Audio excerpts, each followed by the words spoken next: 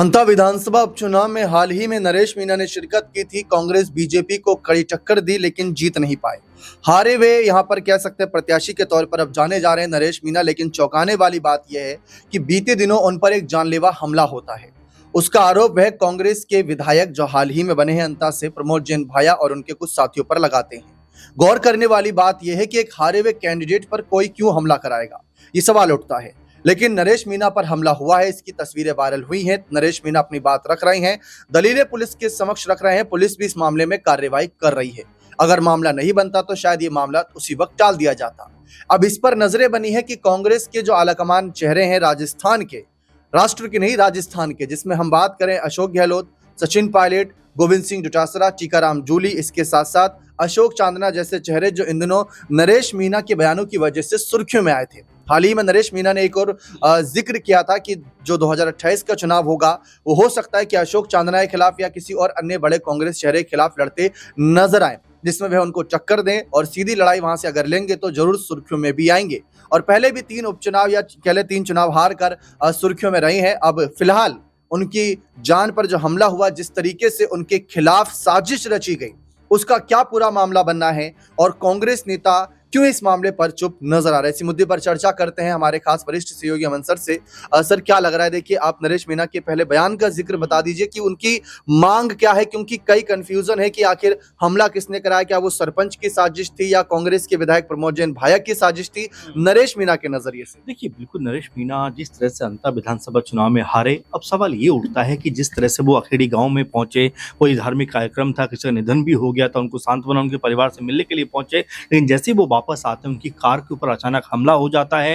15-20 के आसपास लोगों की संख्या बताई जाती है और जो ड्राइवर की साइड में लाठी से हमला किया जाता है। और नरेश मीणा तो यहाँ तक कहते हैं कि 1-2 लोगों के हाथ में पिस्तौल तक थी और वो सीधे तौर पर कहते हैं कि ये हमला प्रमोद जैन भाया के लोगों ने कराया है। और इसकी वजह भी वो ये बताते हैं कि जब चुनाव प्रचार चल रहा था उस समय जब नरेश मीणा के कार्यकर्ता पोस्टर लगा रहे तो उस वक्त प्रमोद जैन भाया के कार्यकर्ताओं ने, उनके समर्थकों ने उनके साथ मारपीट की, लड़ाई झगड़ा किया। उस वक्त से रंजिश चली आ रही है और अब ये लगातार बढ़ती हुई दिखाई दे रही है, क्योंकि खुलेआम सरेआम इस तरह से हमला करने का मतलब ये हो जाता है कि प्रमोद जैन भाया के जो समर्थक हैं इनका हौसला कहीं ना कहीं बढ़ता हुआ दिखाई पड़ रहा है। क्योंकि जानलेवा हमला करने का मतलब ये है कि कानून का डर और खौफ पूरी तरीके से खत्म हो गया। और यहाँ पर नरेश मीणा ये भी कहते हैं कि उनको हराने की साजिश बीजेपी कांग्रेस दोनों ने मिलकर की थी, यानी उनके खिलाफ बीजेपी और कांग्रेस पूरी तरह से माहौल बना रहे हैं ताकि वो अपने राजनीति में जीत दर्ज ना कर पाए। इसीलिए दोनों चुनाव में उनको हार का मुंह देखना पड़ा है, क्योंकि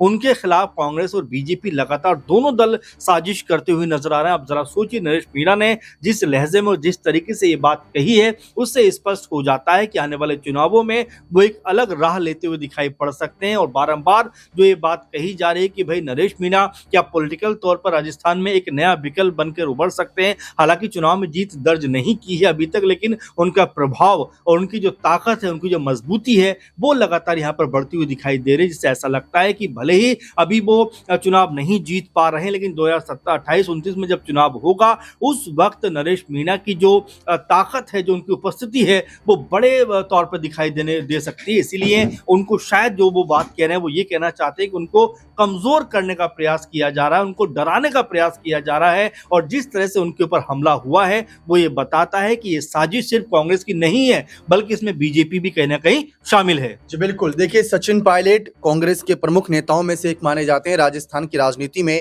यहां तक चर्चा है कि 2028 के चुनाव में उनको मुख्यमंत्री चेहरे के तौर पर भी पेश किया जा सकता है। फिलहाल कुछ कंफर्मेशन नहीं है, लेकिन सबसे बड़ी बात, सचिन पायलट का इतना बड़ा कद किन की वजह से बना? युवाओं की वजह से और सभी वर्गों की वजह से, लेकिन उसमें खास तौर पर युवाओं का जिक्र ज्यादा आता है।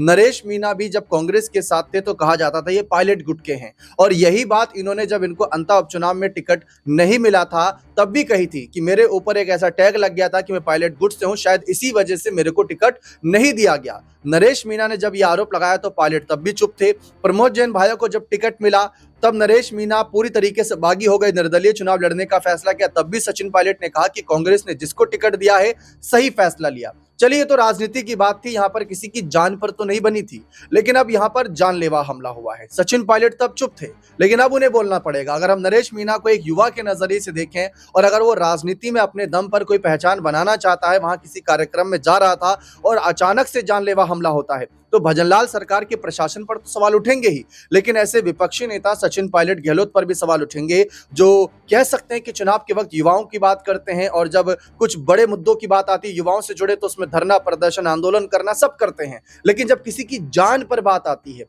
तब चुप रहते हैं। इसको आप कैसे देखते हैं? देखिए, दोनों तरफ बातें हो रही हैं क्योंकि एक तरफ देखा जाए तो कांग्रेस पक्ष ये भी कह रहा है कि मीणा ने खुद हमला कराया है। मीणा इस हमले में ऐसा नहीं कि चोटिल हुए हैं, बल्कि ये तमाम जो मामला हो रहा है अपने आप को प्रचार प्रसारित करने का तरीका है। लेकिन मीणा की बात करें तो वो कह रहे हैं कि भाई उनको लगातार टारगेट किया जा रहा है। वो पुलिस के खिलाफ भी धरना करने की बात कर रहे हैं कि इसके ऊपर अगर सख्त कदम नहीं उठाया गया तो वो आंदोलन भी करेंगे। यानी कि ये मामला पॉलिटिकल तौर पर काफ़ी ज़्यादा बड़ा रूप लेता हुआ दिखाई दे रहा है। और आपने जो बात कही कि सचिन पायलट लगातार ये बात कहते हुए नजर आते हैं, दिखाई भी पड़ते हैं कि भाई मैं युवाओं का नेता हूं, युवाओं को आगे बढ़ाना चाहता हूं। मसला ये नहीं है कि वो किसी पार्टी का है या नहीं है, लेकिन मसला ये जरूर है कि वो किस तरह देश को आगे बढ़ा सकता है, राज्यों को आगे बढ़ा सकता है और उसके ऊपर जिम्मेदारी मिलनी चाहिए। और कई लोग ये भी कहते हैं कि नरेश मीणा को इनडायरेक्ट वे में सचिन पायलट का समर्थन भी रहा है, क्योंकि जोशीले नेता हैं, युवा नेता हैं, लगातार लोगों के बीच में उनकी लोकप्रियता बढ़ती हुई दिखाई दे रही। कई रिपोर्ट में तो यहाँ तक कहा गया कि नरेश मीणा सचिन पायलट के कहने पर कांग्रेस में भी शामिल हो सकते हैं। लेकिन जिस तरह से कांग्रेस के ही विधायक प्रमोद जैन भाया के ऊपर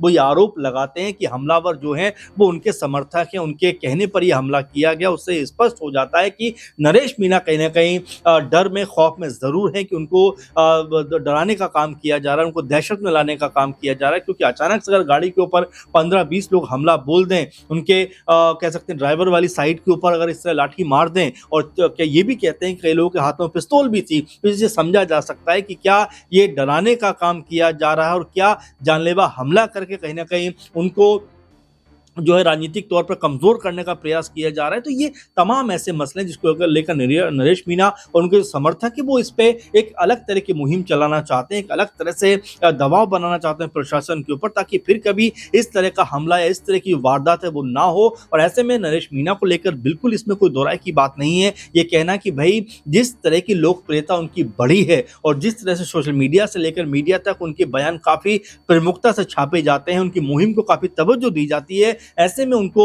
नजरअंदाज करना किसी भी पार्टी के लिए ऐसा लगता है कि मुश्किल भरा हो सकता है। इसलिए आपने देखा कि दबी जुबान में सब लोग इस पे बात करते हुए नजर आ रहे हैं। कोई भी मीणा के खिलाफ जाकर बड़ी स्टेटमेंट देता हुआ दिखाई नहीं पड़ रहा है। तो क्या ऐसे में बीजेपी भी चाहती है, कांग्रेस भी चाहती है कि भाई युवा लीडर हैं, कल को अगर चुनाव के वक्त अगर वो हमारी पार्टी में शामिल होते हैं तो उनका प्रभाव तमाम सीटों पर नजर आता है। तो बिल्कुल राजनीतिक तौर पर कई चीजों को देखकर, ध्यान में रखकर बयान दिया जाता है। लेकिन क्या सचिन पायलट इस मसले के ऊपर कोई बयान देते हुए नजर आएंगे, कोई बात कहते हुए नजर आएंगे? क्योंकि उनके ही पार्टी के विधायक के ऊपर ये आरोप लग रहा है। ऐसे में नरेश मीणा को जो समर्थन करने का बार बार जो इस तरह की खबर सामने आती है कि उसके मद्देनजर भी सचिन पायलट कोई बात रखेंगे, अगर वो बात रखते हैं तो किस अंदाज में रखेंगे, क्या कहेंगे? क्योंकि ऐसा भी कहा जाता है कि दो गुटों में अभी भी कांग्रेस पार्टी राजस्थान के अंदर बटी हुई दिखाई पड़ती है। एक तरफ अशोक गहलोत का खेमा है तो दूसरी तरफ सचिन पायलट का खेमा है। अब ऐसे में सचिन पायलट का बात कहना या बात रखना मेरे ख्याल से बहुत ज्यादा जरूरी होता हुआ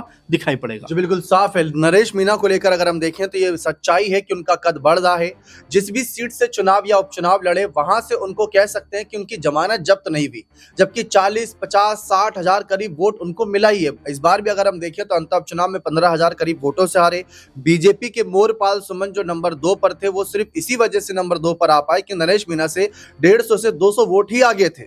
अब उसके बाद देखिए इस घटनाक्रम पर मैं ये नहीं कह रहा कि नरेश मीणा बिल्कुल सही है और जिसने हमला किया उसने गलत किया, हो सकता है इसके अलग अलग मायने हैं, इसलिए जांच का विषय बनता है। अगर नरेश मीणा पर यह भी आरोप लग रहे हैं कि राजनीतिक षड्यंत्र के तहत उन्होंने अपने ऊपर खुद ही ये हमला करवाया ताकि वे लोकप्रिय रहें, सुर्खियों में रहें, लोगों के ध्यान में रहें कि देखिए मैं आपके बीच जब जा रहा हूं तो कैसे मुझे रोका जा रहा है, और जनता वोट के बदले में उस गुस्से को निकाले। अगर यह भी उनकी चाल है तो भाई पुलिस इस मामले में इन्वॉल्व है, भाजपा की सरकार है, पूरी कार्रवाई करे। जो भी आरोपी, अगर नरेश मीणा खुद ही ये षड्यंत्र रचे हैं तो भाई कार्रवाई खुले स्तर पर होनी चाहिए और जनता को पता चले कि क्या नेता इस तरीके से गिर जाएंगे कि वो अपने ऊपर हमला कराएं। और अगर नहीं, और अगर सचमुच ये साजिश है तो कौन है वो? अगर वो सिटिंग एमएलए के द्वारा साजिश रची गई तो कार्रवाई उन पर होनी चाहिए। अगर वो किसी और व्यक्ति के ऊपर यहाँ पर कह सकते हैं उसने साजिश रची, पूरी तरीके से इन्वॉल्व हुआ, तो कार्रवाई उस पर होनी चाहिए। फिलहाल कार्रवाई का नजरिया यहाँ पर किस ओर घूमता है, किस नजरिए से होती है और खबरें किस नजरिए से छपती है, दिखाई जाती हैं,